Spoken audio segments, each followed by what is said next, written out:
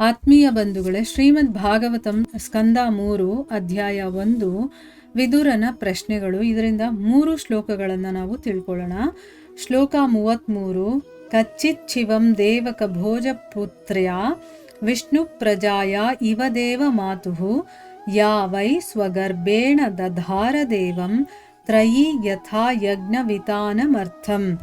ಅನುವಾದ: ವೇದಗಳು ಯಜ್ಞ ಯಾಗೋದ್ದೇಶಗಳ ಭಂಡಾರವಾಗಿರುವಂತೆ ದೇವಕ ಭೋಜನ ಮಗಳು ದೇವೋತ್ತಮ ಪರಮಪುರುಷನನ್ನು ಗರ್ಭದಲ್ಲಿ ಧರಿಸಿದಳು.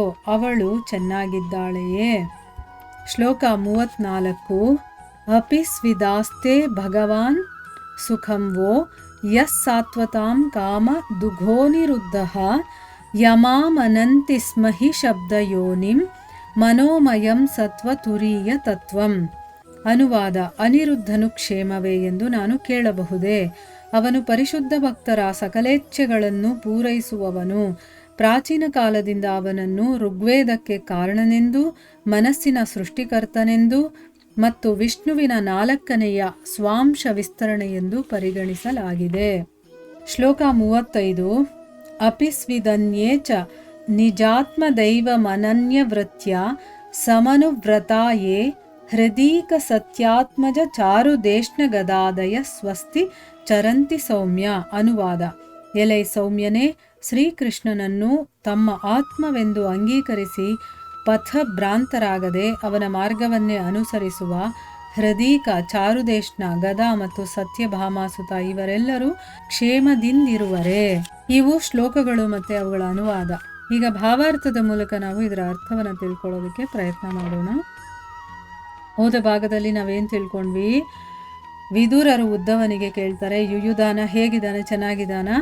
ಅವನು ಅರ್ಜುನನಿಂದ ಸಮರ ಕಲೆಯನ್ನು ತಿಳ್ಕೊಂಡಿದ್ದ, ಮತ್ತು ಮಹಾತ್ಯಾಗಿಗಳಿಗೂ ದುರ್ಲಭವಾದಂತಹ ಒಂದು ದಿವ್ಯ ಸ್ಥಾನವನ್ನು ಕೂಡ ಅವನು ಸಾಧನೆ ಮಾಡಿಕೊಂಡಿದ್ದ. ಮತ್ತು ಶಫಲ್ಕ ಪುತ್ರನಾದ ಅಕ್ರೂರ ಹೇಗಿದ್ದಾನೆ? ಅವನು ಭಗವಂತನಿಗೆ ಶರಣಾಗತನಾಗಿರುವಂಥ ದೋಷರಹಿತ ಆತ್ಮ. ಅವನು ಒಂದ್ಸರಿ ಭಗವಂತನ ದಿವ್ಯ ಪ್ರೇಮದ ಆನಂದದ ಪರವಶತೆಯಲ್ಲಿ ಮಾನಸಿಕ ಸಂತೋಲನವನ್ನು ಕಳ್ಕೊಂಡು ಆ ಕೃಷ್ಣ ನಡ್ಕೊಂಡು ಹೋಗಿರ್ತಾನಲ್ಲ ದಾರಿ, ಅವನ ಪಾದದ ಗುರುತುಗಳನ್ನು ನೋಡಿ ಆ ಧೂಳಿನಲ್ಲಿ ಬಿದ್ದು ಒದ್ದಾಡ್ತಾನವನು ಅಂತ ಕೇಳ್ತಾರೆ. ಅವ್ರು ಹೇಗಿದ್ದಾರೆ ಅಂತಂದ್ಬಿಟ್ಟು ಈಗ ಮುಂದುವರೆದು ಈ ಶ್ಲೋಕದಲ್ಲಿ ಏನು ಕೇಳ್ತಾ ಇದ್ದಾರೆ ಅಂದರೆ, ವೇದಗಳು ಇರೋದು ಏನಕ್ಕೆ? ಯಜ್ಞ, ಯಾಗ, ಈ ಉದ್ದೇಶಗಳ ಭಂಡಾರ ಅದು ಅಲ್ವಾ. ಅದೇ ರೀತಿ ದೇವಕ ಭೋಜನ ಮಗಳು ಯಾರು?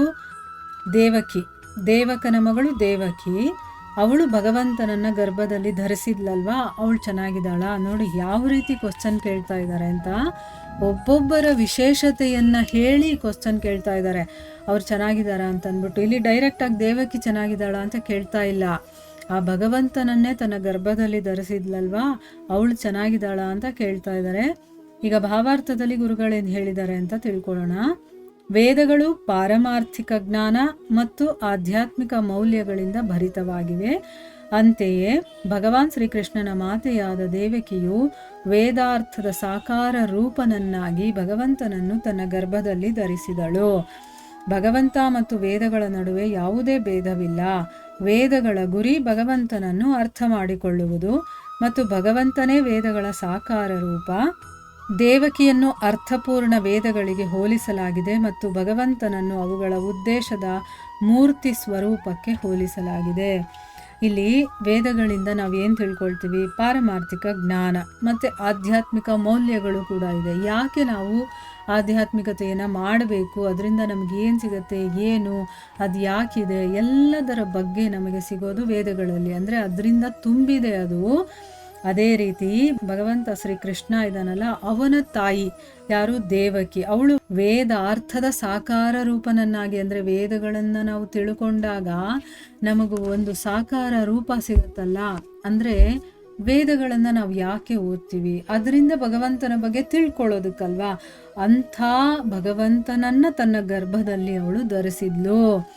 ಭಗವಂತ ಮತ್ತು ವೇದಗಳ ನಡುವೆ ಯಾವುದೇ ಭೇದ ಇಲ್ಲ. ಅದಕ್ಕೆ ಮತ್ತೆ ನಾವು ಹೇಳೋದು, ಭಾಗವತ ಅಲ್ಲಿ ಬೇರೆ ಅಲ್ಲ, ಕೃಷ್ಣ ಬೇರೆ ಅಲ್ಲ, ಭಗವದ್ಗೀತೆ ಬೇರೆ ಅಲ್ಲ, ಕೃಷ್ಣ ಬೇರೆ ಅಲ್ಲ, ರಾಮಾಯಣ ಬೇರೆ ಅಲ್ಲ, ರಾಮ ಬೇರೆ ಅಲ್ಲ. ಆಯ್ತಾ. ಅವನು ಅವನ ಬಗ್ಗೆ ಇರುವಂತ ಧರ್ಮಗ್ರಂಥಗಳು ಎರಡು ಒಂದೇ ಅಂತ ಹೇಳ್ತಾ ಇರೋದು. ಇಲ್ಲಿ ಯಾವುದೇ ಭೇದ ಇಲ್ಲ ಅನ್ನೋದು ಫಸ್ಟು ನಮ್ಮ ಮನಸ್ಸಲ್ಲಿ ಇಟ್ಕೋಬೇಕು ನಾವು, ಅದು ಬರ್ಬೇಕು ನಮಗೆ. ಮತ್ತೆ ವೇದಗಳ ಗುರಿ ಏನು? ಭಗವಂತನನ್ನ ಅರ್ಥ ಮಾಡ್ಕೊಳ್ಳೋದು. ಆ ಭಗವಂತನೇ ವೇದಗಳ ಸಾಕಾರ ರೂಪ. ಆ ವೇದಗಳಲ್ಲಿ ಏನಿದೆಯೋ ಅದೇ ಒಂದು ರೂಪವನ್ನು ತಗೊಂಡು ಬಂದರೆ ಅವನೇ ಭಗವಂತ. ಭಗವಂತನನ್ನು ಪಡೆಯೋದಕ್ಕೆ ಇರೋದೇ ವೇದಗಳು. ಹೀಗೆ ಒಂದಕ್ಕೊಂದು ಅವನು ಬೇರೆ ಅಲ್ಲ, ವೇದಗಳು ಬೇರೆ ಅಲ್ಲ. ದೇವಕಿಯನ್ನ ಇಲ್ಲಿ ವೇದಗಳಿಗೆ ಹೋಲಿಸಿದ್ದಾರೆ. ಅದರಿಂದ ಹೊರಬರುವಂಥದ್ದು ಯಾವುದು ಅಂದರೆ ಭಗವಂತ. ಅಂದರೆ ಆ ವೇದಗಳನ್ನು ಓದಿದಾಗ ನಮಗೆ ಭಗವಂತ ನಮ್ಮ ಮುಂದೆ ಸಾಕಾರ ರೂಪನಾಗಿ ನಿಂತ್ಕೊಳ್ತಾನೆ. ಅದಕ್ಕೆ ದೇವಕಿ ವೇದಗಳಿಗೆ ಹೋಲಿಸಿ ಅದರಿಂದ ಬರುವಂತಹ, ಅದನ್ನು ಓದೋದು ಯಾಕೆ, ಅದರ ಉದ್ದೇಶ ಏನು, ಮೂರ್ತಿ ರೂಪ, ನಮ್ಮ ಮುಂದೆ ಭಗವಂತನ ಮೂರ್ತಿ ರೂಪ ಬರುತ್ತಲ್ಲ, ಅದಕ್ಕೆ ಹೋಲಿಸಿದ್ದಾರೆ. ಎಷ್ಟು ಚೆನ್ನಾಗಿದೆ ನೋಡಿ. ವೇದಗಳಿಂದ ಭಗವಂತನನ್ನು ಪಡಿತೀವಿ, ದೇವಕಿಯಿಂದ ಭಗವಂತ ಬಂದಿದ್ದಾನೆ. ಇಷ್ಟು ನಾವು ಅರ್ಥ ಮಾಡ್ಕೋಬೇಕಾಗಿರುವಂಥದ್ದು. ಈಗ ಮುಂದಿನ ಶ್ಲೋಕದಲ್ಲಿ ಏನು ಕೇಳ್ತಾ ಇದ್ದಾರೆ ಅಂತ ನೋಡೋಣ. ವಿದುರ ಕೇಳ್ತಾನೆ, ಅನಿರುದ್ಧ ಕ್ಷೇಮವಾಗಿದ್ದಾನ ಅಂತನ್ಬಿಟ್ಟು. ಯಾಕೆಂದರೆ ಅವನು ಪರಿಶುದ್ಧ ಭಕ್ತರ ಎಲ್ಲ ಇಚ್ಛೆಗಳನ್ನು ಪೂರ್ತಿ ಮಾಡುವಂಥವನು ಅನಿರುದ್ಧ. ಇದೇನಪ್ಪ ಅನಿರುದ್ಧ ಇಷ್ಟೊಂದು ಪವರ್ ಇರುವಂಥವನ ಅಂತಂದರೆ, ಅವನು ಭಗವಂತನ ಒಂದು ವಿಸ್ತರಣೆ. ಅದಕ್ಕೆ ಪ್ರಾಚೀನ ಕಾಲದಿಂದ ಅವನನ್ನು ಋಗ್ವೇದಕ್ಕೆ ಕಾರಣನೆಂದು, ಋಗ್ವೇದ ಬರೋದಕ್ಕೆ ಅವನೇ ಕಾರಣ, ಮತ್ತು ಮನಸ್ಸಿನ ಸೃಷ್ಟಿಕರ್ತ ಅವನು ಅಂತಲೂ ಹೇಳಿದ್ದಾರೆ. ಮತ್ತು ವಿಷ್ಣುವಿನ 4ನೇ ಸ್ವಾಂಶ ವಿಸ್ತರಣೆ ಅಂತಲೂ ಕೂಡ ಹೇಳಿದ್ದಾರೆ. ಈಗ ವಿಷ್ಣುವಿನ ಮೊದಲು 4 ವಿಸ್ತರಣೆಗಳಿದೆಯಲ್ಲ, ಅದರಲ್ಲಿ ಇವನು ಕೂಡ ಒಂದು ಅನ್ನೋದನ್ನು ಇಲ್ಲಿ ಹೇಳಿದ್ದಾರೆ. ಈಗ ಭಾವಾರ್ಥದಲ್ಲಿ ಗುರುಗಳೇನು ಹೇಳಿದ್ದಾರೆ ಅಂತ ನೋಡೋಣ. ವಾಸುದೇವ, ಸಂಕರ್ಷಣ, ಪ್ರದ್ಯುಮ್ನ ಮತ್ತು ಅನಿರುದ್ಧರು ಬಲದೇವನ ಮೂಲ ವಿಸ್ತರಣೆಗಳಾದ ಆದಿ ಚತುರ್ಭುಜರು. ಅವರೆಲ್ಲ ವಿಷ್ಣು ತತ್ವರು ಅಥವಾ ದೇವೋತ್ತಮ ಪರಮಪುರುಷನಿಂದ ಅಭಿನ್ನರು. ಅಂದರೆ ಅರ್ಥ ಏನು? ಈಗ ಮೊದಲು ಭಗವಂತ ಇಲ್ಲಿ ವಿಷ್ಣುವಿನ 4ನೇ ಸ್ವಾಂಶ ವಿಸ್ತರಣೆ ಅಂತ ಹೇಳಿದಾರಲ್ಲ, ವಿಷ್ಣುವಿನಿಂದ ಬಲರಾಮ ಬಂದ, ಅವನಿಂದ ಮೊದಲು ವಿಸ್ತರಣೆಯಾದ ಆದಿ ಚತುರ್ಭುಜರು ಇವರು ಯಾರು ಅಂದರೆ ವಾಸುದೇವ, ಸಂಕರ್ಷಣ, ಪ್ರದ್ಯುಮ್ನ ಮತ್ತು ಅನಿರುದ್ಧ. ಅವರೆಲ್ಲ ವಿಷ್ಣು ತತ್ವದವರೇನೆ, ಭಗವಂತನಿಂದ ಅಭಿನ್ನರು. ಅವ್ರಿಗೂ ಭಗವಂತನಿಗೂ ಏನೂ ವ್ಯತ್ಯಾಸ ಇಲ್ಲ. ಆಯಿತಾ? ಭಗವಂತನೇ ಅವರು, ಅವರೇ ಭಗವಂತ. ಈ ರೀತಿ ಆ 4 ಕೂಡ ಭಗವಂತನ ಸ್ವಾಂಶ ವಿಸ್ತರಣೆಗಳನ್ನೇ. ಹೇಗೆ ಕೃಷ್ಣ ಬಲರಾಮ ಬೇರೆ ಅಲ್ವೋ ಅದೇ ರೀತಿ ಅವರು ಕೂಡ. ಈ ಎಲ್ಲ ಬೇರೆ ಬೇರೆ ವಿಸ್ತರಣೆಗಳು ಶ್ರೀರಾಮಾವತಾರದಲ್ಲಿ ವಿಶಿಷ್ಟ ಲೀಲೆಗಳಿಗಾಗಿ ಆವಿರ್ಭವಿಸಿದವು. ಭಗವಾನ್ ಶ್ರೀರಾಮ ಮೂಲ ವಾಸುದೇವ, ಸಂಕರ್ಷಣ, ಪ್ರದ್ಯುಮ್ನ ಮತ್ತು ಅನಿರುದ್ಧ ಅವನ ಸಹೋದರರು. ನೋಡಿ, ಇಲ್ಲಿ ಶ್ರೀರಾಮನ ಅವತಾರ ಆಗುತ್ತಲ್ಲ, ಆಗಲೂ ಕೂಡ ಆ ಭಗವಂತನ ಲೀಲೆಗಳಲ್ಲಿ ತಾವು ಕೂಡ ಇರಬೇಕು ಅಂತಂದ್ಬಿಟ್ಟು ಇವರು ಕೂಡ ಬರ್ತಾರೆ. ಈ ವಿಸ್ತರಣೆಗಳು ಕೂಡ ಜೊತೆನಲ್ಲಿ ಆವಿರ್ಭವಿಸ್ತಾರೆ. ಯಾರು ಅಂತಂದರೆ ಭಗವಂತ ಶ್ರೀರಾಮ ಇದ್ದಾನಲ್ಲ, ಅವನು ಮೂಲ ವಾಸುದೇವ. ಇನ್ನು ಸಂಕರ್ಷಣ, ಪ್ರದ್ಯುಮ್ನ, ಅನಿರುದ್ಧ ಇದ್ದಾರಲ್ಲ, ಇವರು ಅವನ ಸೋದರರು. ಅಂದರೆ ಲಕ್ಷ್ಮಣ, ಭರತ, ಶತ್ರುಘ್ನ, ಅವ್ರ ಜೊತೆಗೆ ಇವರು ಬರ್ತಾರೆ. ಅಂದರೆ ಒಂದು ಅರ್ಥ ಮಾಡ್ಕೋಬೇಕು, ಭಗವಂತ ಈ ಭೂಲೋಕದಲ್ಲಿ ಏನೇ ಲೀಲೆಗಳನ್ನು ಮಾಡಿದ್ರು ಕೂಡ ಅವನ ಜೊತೆ ಇರೋರೆಲ್ಲರೂ ಕೂಡ ಆ ಭಗವಂತನ ಸಹಚರರೇ.